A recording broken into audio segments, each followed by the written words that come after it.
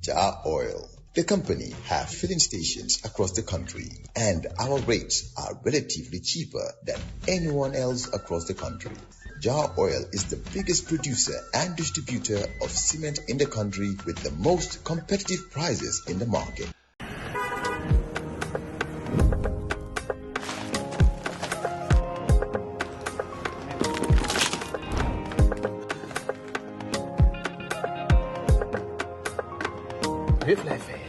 Sant Yàlla.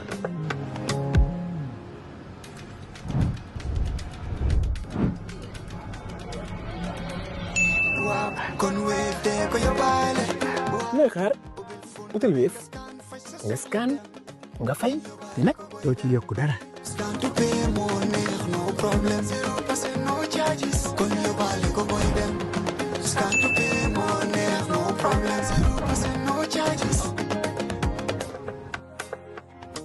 If you're an entrepreneur and your business is not yet registered, if you're looking to grow your registered business, or you're an accomplished professional, our Elevate program supports you with access to finance, access to markets, access to capacity building. Sign up now or refer a friend at ecobank.com/elevate. Elevate by EcoBank. A better way, a better Africa.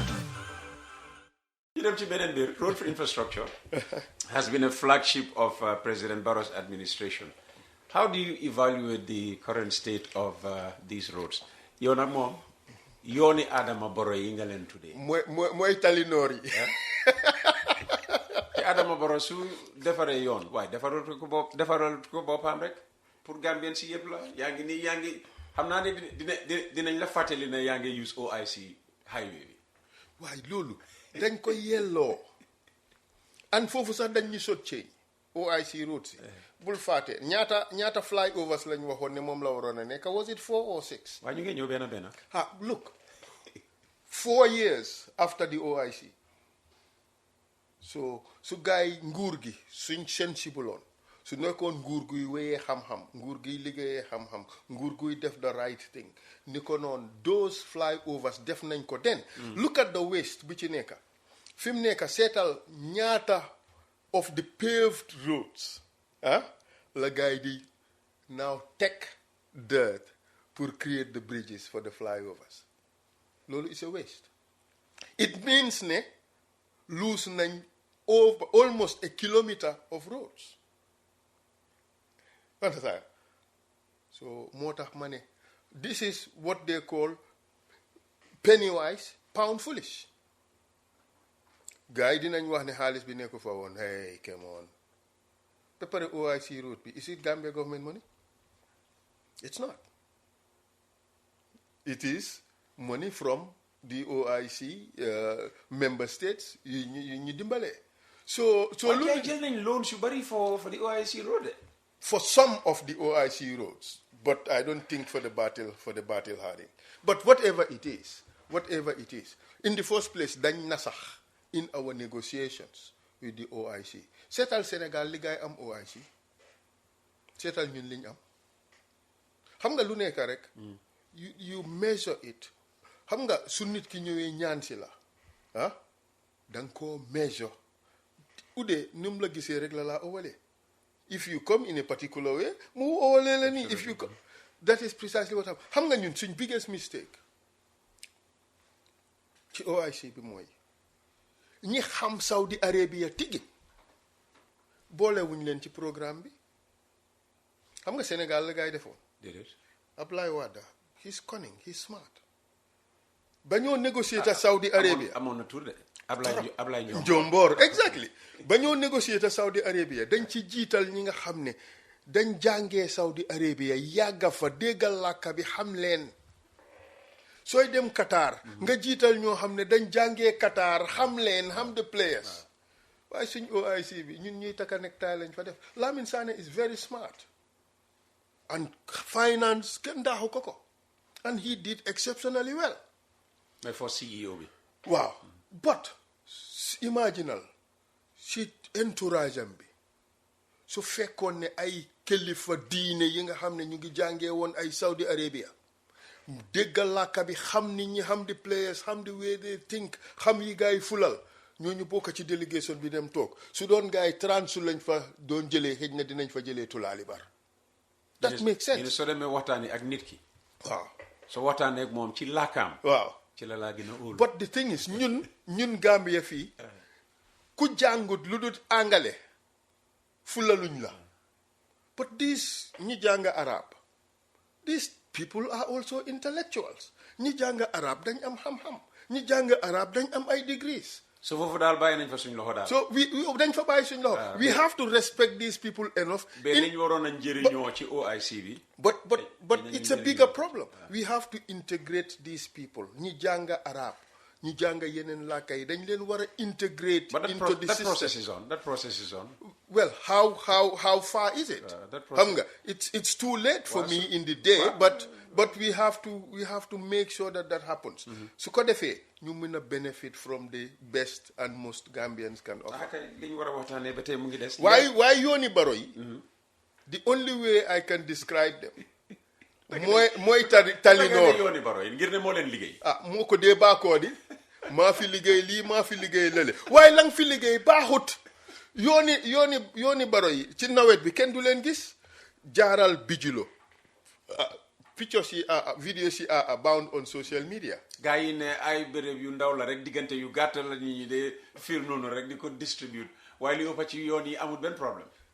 ma ne xam nga ñun dañ fay suñ xaalis bugga yoon yu baax on sa te ñun waxuñ amuñoo yow contrat ne na yeena yoon yi baax yeena yi bon ñun liñ bugga mooy na suñ yoon yi yëpp baax parce que we have invested enough money pour yoon yooyu yëpp baax waaye yoon yi boo ci dem mu ngi submerge mu ngi diig li ko waral mooy there is no proper canalization of water that is part of road construction understand I mean yeena yoon yi dafa daw yaram let's be honest xam nga ñun li ñu sonal in our development mooy ne the need for repetition gis nga sooy liggéey dara liggéey ko mu baax benn yoon bot waaye su dee danga koo liggéey pour ñëwaat liggéeyaat ko loolu amul sens loolu day yàqala leneen loo xam ne politicians yaa ngi cee wax mooy supplementary voter registration bi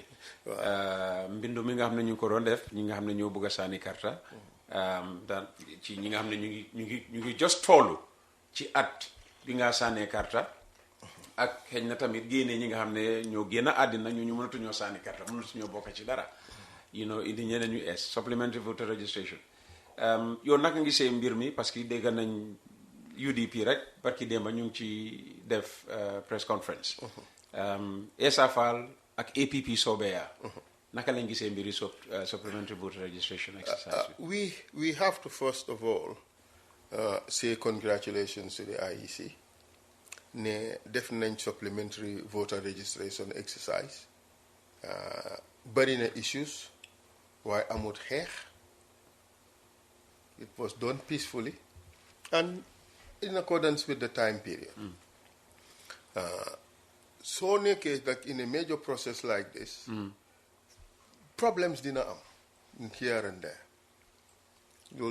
loolu we have to accept that but there are two things.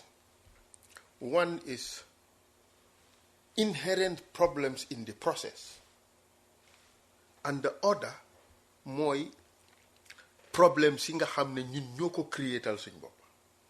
What are the inherent problems? mooy ne ñun ba tey ñu ngi nangu suñ loi allow ñu pour ñu use attestation, but we all know ne attestation is a recipe for disaster. waaw seede daal di wane ne kii fii la juddoo. waaw seede boobu attestation si ne kii fii la juddoo fa la loolu daf ñoo isil dafa create room for fraud. Imaginal ku am 55 years ñëw with attestation ne Latrikunda laa juddoo yow juddoo Latrikunda 55 years mënuloo am kayit pour wane ne fii nga juddoo xam nga loolu dafa tey xel ñëw with a spanking new birth certificate yaa ngi am 60 years. Understand? So these are things yoo xam ne dañ ko war a fix using the legislation waaye suñ ko fa bàyyee then it's a problem. Well, somebody can come with a spanking new birth certificate because birth register bi mu nga fële na you can always go back there. Wow. But that is a room for fraud. You did not pick up a spanking new birth certificate until it is time for voter registration. Oh, okay. So the timing of the document okay. Ba pare fan nga nekkoon for 60 years. Xanaa amuloo woon benn kayit buy war a wane ne yow fii nga dëkk lu dul spanking new birth certificate. Understand? These are all indicia yoo xam ne dafa wane ne prima facie this is fraud. Legal language. Yes, well, definitely. So moo tax yooyu is a problem. Waaye di nga gis ne loolu we cannot blame IEC. We have to blame us. We have to blame Adama Barrow. Remember? How Oh yes, Adama Barrow is the biggest culprit. Why did I say that? Xam nga man musuma tuumal Adama Barrow ci dara loo xam ne wéeruma ko ci dëkk. Okay, ñu déglu bi. Ma ko fenal.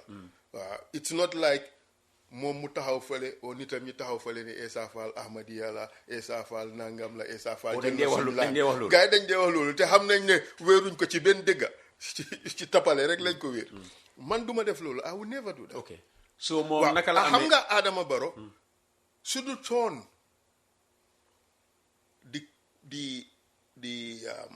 the fight for electoral reform du toon nekk président Gambia.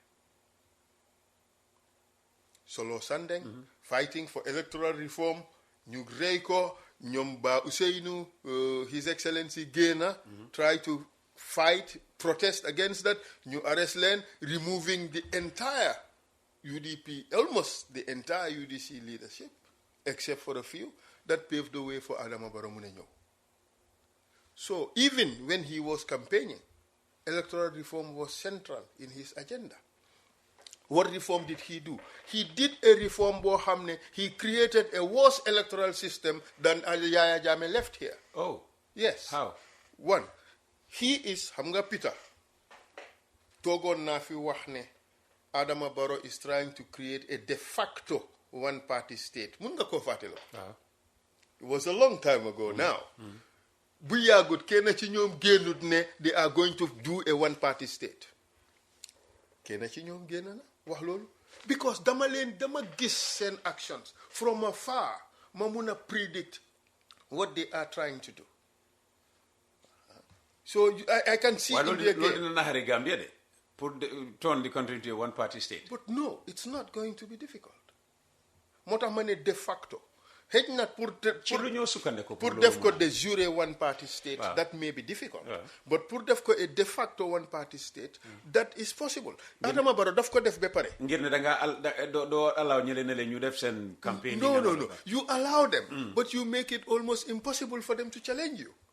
Fi mu nekk seetal how many people can now run for president? Very few people because you have to pay a deposit of $1 million.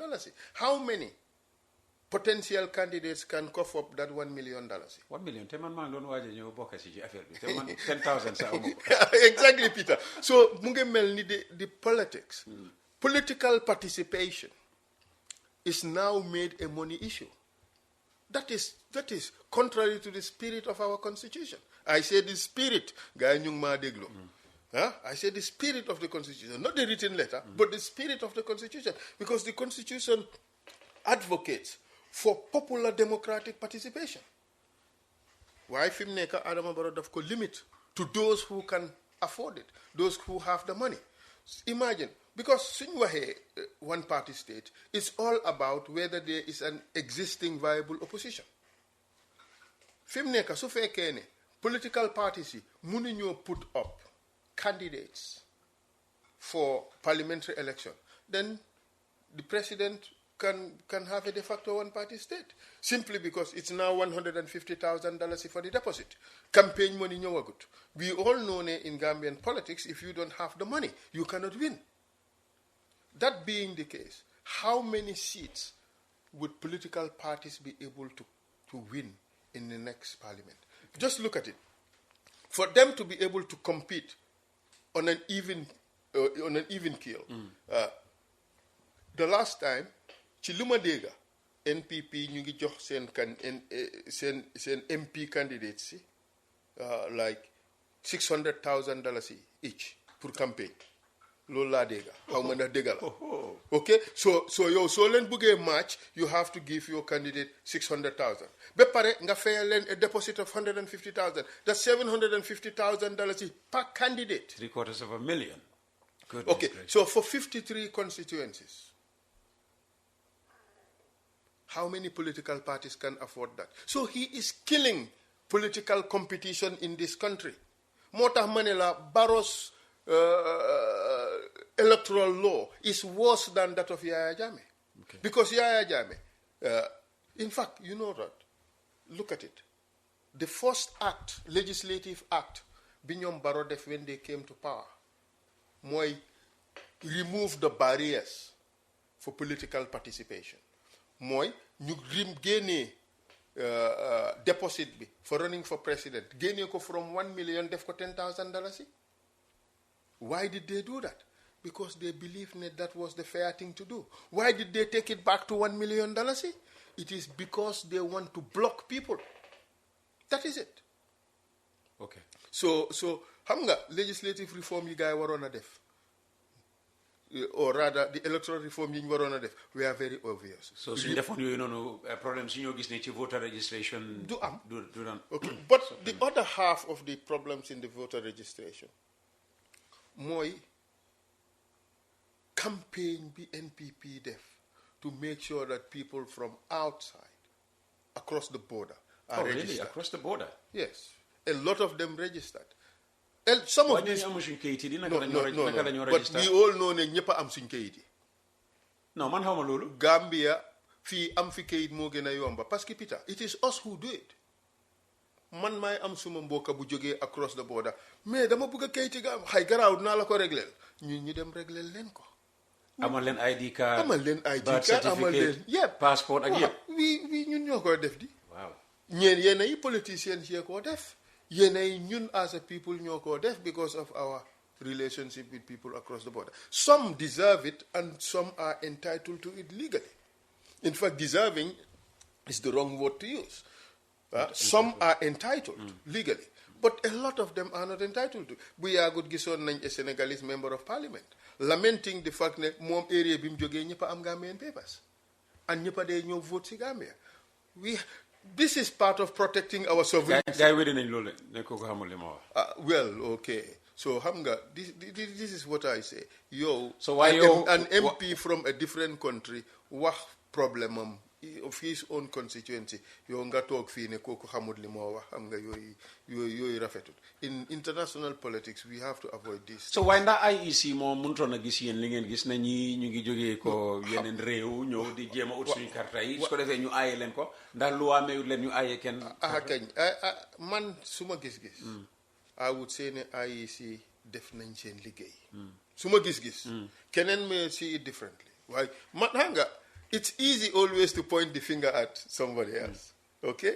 But man suma gis-gis IEC def nañ seen liggéey within the ambit of the law. ci ni leen ko luwaa mayee. ni leen ko luwaa mayee.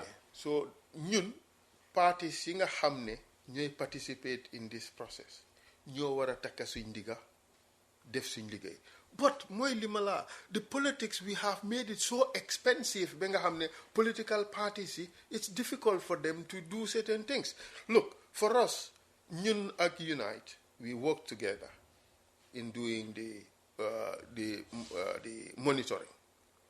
We deployed 359 people over 44 days, paying each one of them $300.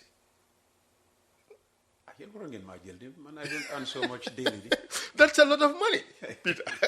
You are way too qualified for that. I don't earn so much. But so, why shouldn't the government pick the tab?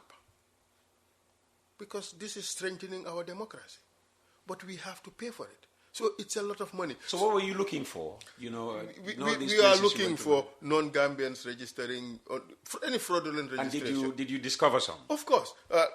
We have a list of about between 500 to 600. We are going to make objections to them. To revising courts. Okay. But even at that, it's also expensive. We have to pay for each person. Oh, really? Yes, we have to. For each challenge, we have to pay. Why am I Lanta carte li nga sànni. You get it free. waaw gis nga def ci xaalis bu bëri pour gis ko. then dañ pour challenge authenticity man dañ Peter Gomez as a voter loolu ñu def ko mu expensive. Well, it's $50 for every challenge.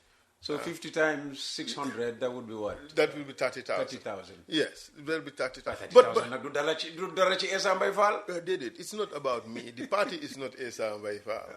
Okay, it's about doing the right thing. Because remember, we just paid a lot of money to do the monitoring.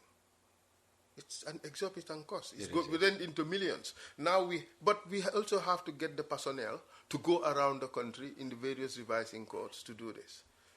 Understand? So, if you have an idea of how revising courts work, don't you see the money? I have never appeared in one, but you get a revising court, but as a lawyer, as a parliamentary counsel, former parliamentary counsel, I should be able to.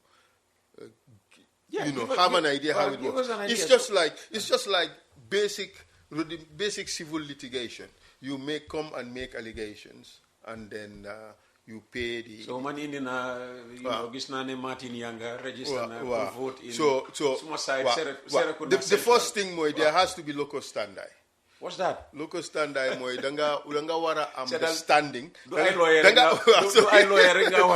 wara am taxaway pour mëna ñew make this challenge. Okay. So danga wara nekk a person bo xam nga am nga interest in this. Not political parties but individuals. So koku mëna woné né okay ki day register nañ ko waruñ ko register is not entitled to that and that and that.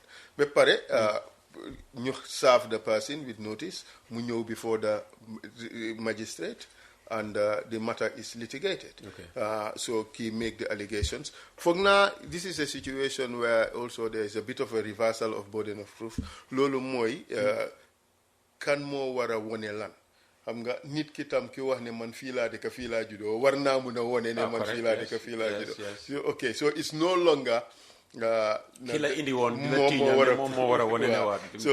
that's the way it works. My basic understanding. Okay. So am nañ yaakaar. Well, xam nga 2021 after election we be woon nañ fi revising courts ñu ne kenn demu fa. Then afterwards ñu ne so hopefully beyond dinañ ubbi. Dina am ñu dem because UDP I give them credit. Ne raise nañ issues yu bari. Okay.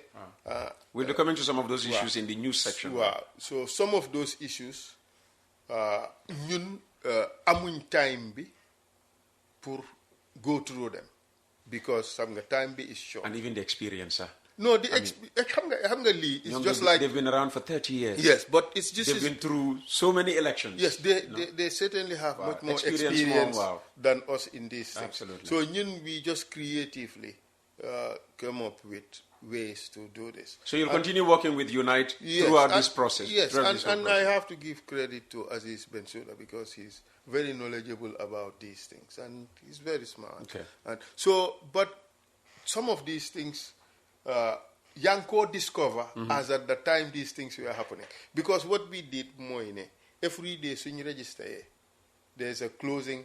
It's just like accounting, closing balance. This is the closing number. Okay. So the next subsequent number should be the opening number. Yeah. So if there is registration at night, diga muna gis.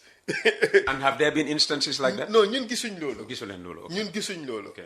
Because if that would have happened, time registration bi lañ ñu ko suñ nit ñi wara mëna report. Okay. All right? Okay. Maybe they also did not look for that, but certainly that was part of their brief. Okay. These are things they have to look for. So ñun gisuñ lolo. But the other thing that UDP saw, and which is very important, more the fact that some people have been registered and that their names did not appear. Okay, but this hamga lolu when you say why hamga the thing is in Gambia registration of deaths is not respected by our people, let's be honest, and the IEC yayuñ boppa. So if there are deaths, they have to be registered. So IECB wara jël the register of deaths, all right, over the period, between the last voter registration and now, say, look for the dates registered against the register, you gain a Okay. But so amud lolo. Absolutely. You can't fault the person. fi ñoo tëjee nanga tudda waxtaan wi nag mooy mbir woo xam ne fii dégg nañ ci façon yi wax june commentators yi wax nañ politicians yi wax nañ muy mbiri kanay uutu Alhaji Hassan Jallow after boom noppale ko, and that's just what we're talking about. A few weeks, in August. Taylor 23rd of July. That is appointment of Chief Justice. The mom you on, at the Sadara Keraba Jawara tripartite conference on the Latimer House principles. So the appointment of this Chief Justice's successor, Jurna Waju, bare. Lina mom sa area la. Yow it kenn nga ci borom bahana yi. They know. So nanga gisee mbiri Idi Emo Faal wara nekk the next Chief Justice of the Gambia? Lii bugguma ci woon a wax Peter. Simply because I think you are xam nga Pa EM Faal ak man tam ma nekk Pa EM Faal. Léegi sax ñeneen ñi jaawaale ñu so tax na daal bëgguma ci woon a wax another reason bi tax tam su ma ci waxee ñu bari dinañ foog ne because dama sant Faal mu sant Faal ñu foog ne da ngaa far dama farloo fekk demee wut noonu replacing Hassan Jallow significant because Hassan and his stature in the practice of law in the world waxuma Gambia dafa nekkoon koo xam ne in all legal circles man de yi ma dem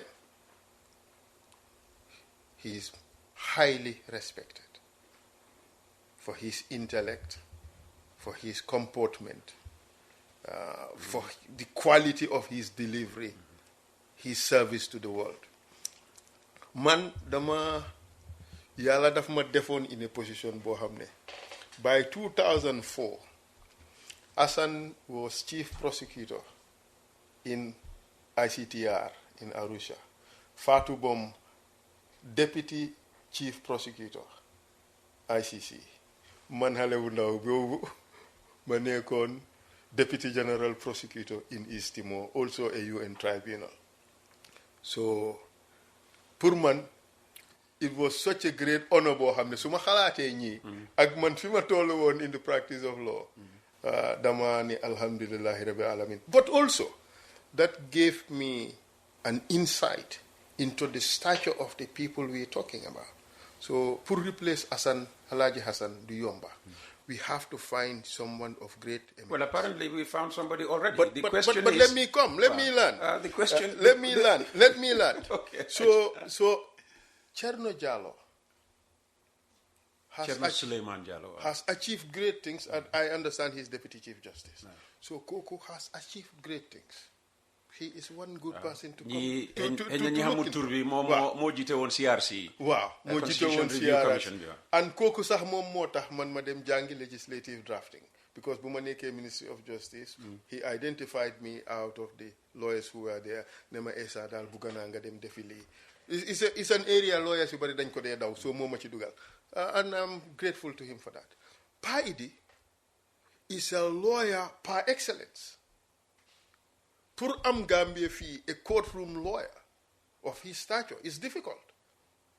Man, a lot of people tout me as one of the best advocates in the world. But man, I look to Pa Idi as someone, as a role model. So, we are now talking about the appointment of someone called Hamne, has achieved great things in this world. But so the question of his appointment, Hamga ñun ñoo creatal suñ boppa a lot of problems.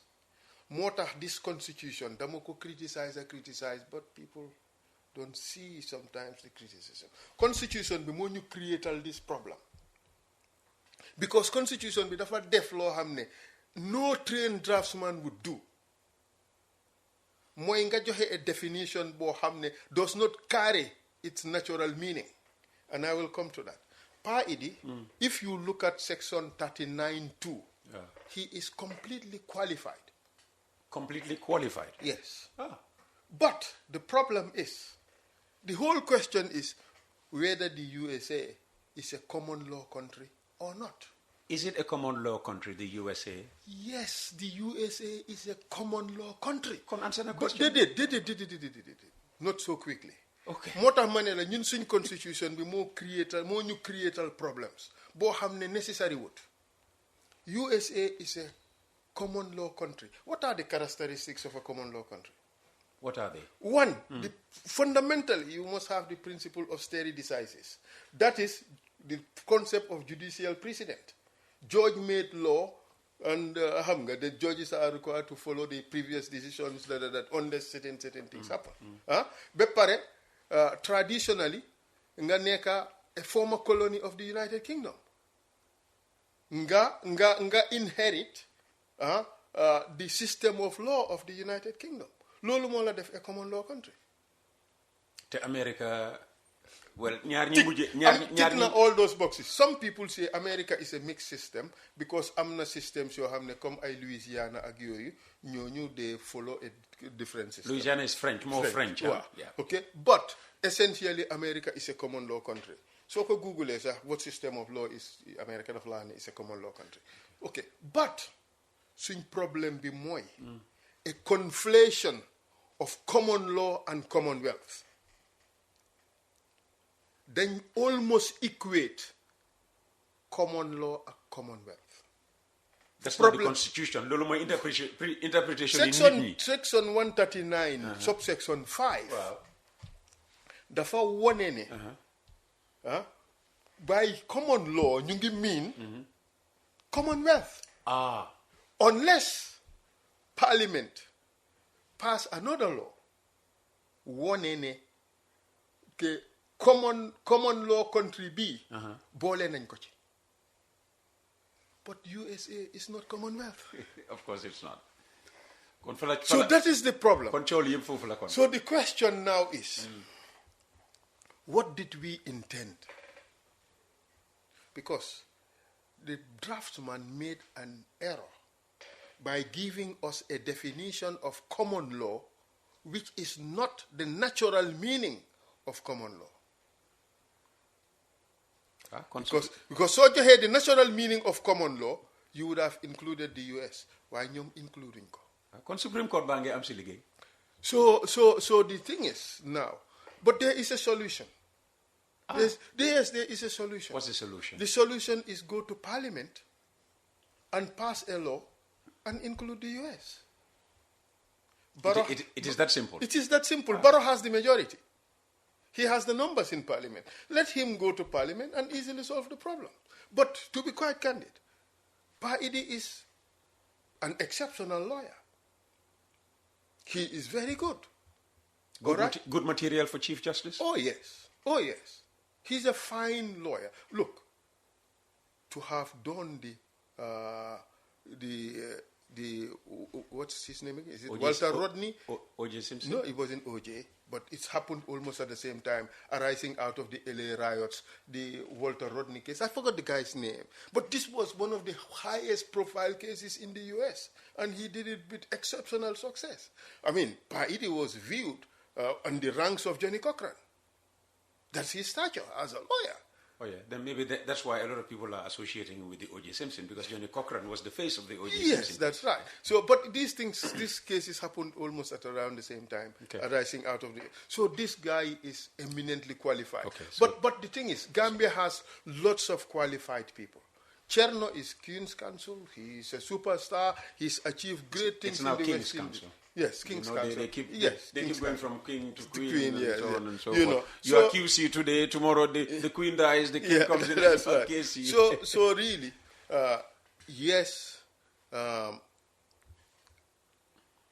we have to just try to find a simple solution to this. Go to the National Assembly and So pass a law. what would be wrong would be to do something that people would view as a violation of the Constitution. Understand? Because in all this discussion, maybe that 139.5 is not discussed. But I think that is the heart of the matter. Because America, USA, is a common law country. Okay, well, that answers but if you now define common law as meaning Commonwealth, that is wrong. Okay. Because said, look, Mozambique, Rwanda are now part of the Commonwealth. Yes. But they are not common law countries. So, swing drafting of the 1997 Constitution, the drafting leads a lot to the desire. Constitution S. Exactly. Essa by Faal dino ko in. Look. On that note, there's your camera. Face your public. Xam nga lii yëpp moo tax dañ war a am président boo xam ne du xaar sax ku ko advice ci yi mu am the capacity pour mun a look at all these things dispassionately and deal with them. Xam nga génnee naa fi solution boo xam ne it's like a rabbit taken out of a hat. But these things are there, patently obvious. Solution boobu mooy ban? Mooy demal parliament nga pass a new law léegi nga jeexal problème bi coow li jeex kenn amatul lu mu wax. Understand? Why all these things du ñëw rek ci nit because of hasard.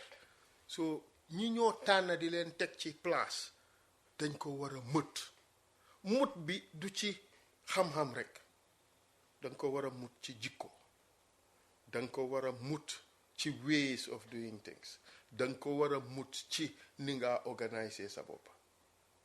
I am sure ne if they had done that ni kon this problem would have been solved easily from day one. Duñ doon egga fii so moo tax Gambia li ma leen a wax mooy tànn si président dafa jot ñépp dinañ ñëw taxaw ne man la ntelem bari yéemu ne lekke ñi mbankoo kan lan nga liggéey ci réew mi lan mooy sa mun lii this is not a beauty contest su doon beauty contest la sax Essa Faal dina ko jël am na ñuy wax ne déedéet daaw fi de but this is a contest about who is most capable to lead this country, especially in this very difficult time when Gambia is regressing every day. Don't believe the gimmicks. Don't believe all these platitudes that they come up with. Don't believe all this, all this window dressing of issues that they make at coffee time with Peter, trying to make everything look rosy and dandy. It's not like that. The Gambian people are suffering. People are suffering. You go to the markets, their goods are floating on dirty water. They have no choice but to sit there and sell the little that they have to come and to take care of their children. If you wake up in the morning and you walk around, or you drive along the main roads, you see the women carrying their baskets, looking for how to help their family. We are in a terrible situation. The Dalasi is on a free flow, or free fall for that matter. We are in serious trouble. Our debt is mounting on a daily basis because what Barrow wants to impress, he will borrow and build something that is very substandard, and the Gambian people would be left to pick the bill. I am sorry, this is not the way to run a government. Gambians, choose wisely. Choose a person you know has the capacity to take Gambia out of this current trouble we are in. Ma wax leen ne soo leen seetee lépp am naa yaakaar ne di ngeen tànn Essa Mbye Faal parce que qualité si ñoo ut yëpp fees na ci moom ma di leen encourage nag ngeen jàppale ñu ci élection si ngeen jox ñu boppa ngeen dimbale ñu win élection si su ko defee ñu put in place government boo xam ne Gambians yëpp dinañ ko ndamoo Gambians yëpp dinañ ci gis seen boppa nguur goo xam ne ñépp ko ci làmba ci liñ ko dénka am na ci capacité bu doy waar parce que Gambian si yàlla daf leen may so am naa yaakaar ne di ngeen ñu jàppale su ko defee élection si ñu win ko ñu dooraat nag liggéey bi teg Gambia fa mu war a nekka mooy ci kaw jërë ngeen jëf. Thank you very much. That was Essa Faal, leader of APP Sobe. Always thought-provoking, and we thank him for his time here on Coffee Time. Daww Oil, the company, have filling stations across the country, and our rates are relatively cheaper than anyone else across the country. Daww Oil is the biggest producer and distributor of cement in the country with the most competitive prices in the market.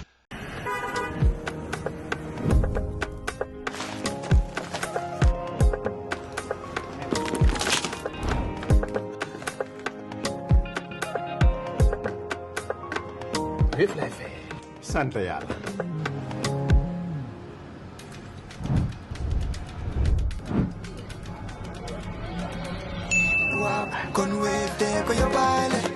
looy xaar utal Wave nga scan nga fay te nag doo ci yokku dara.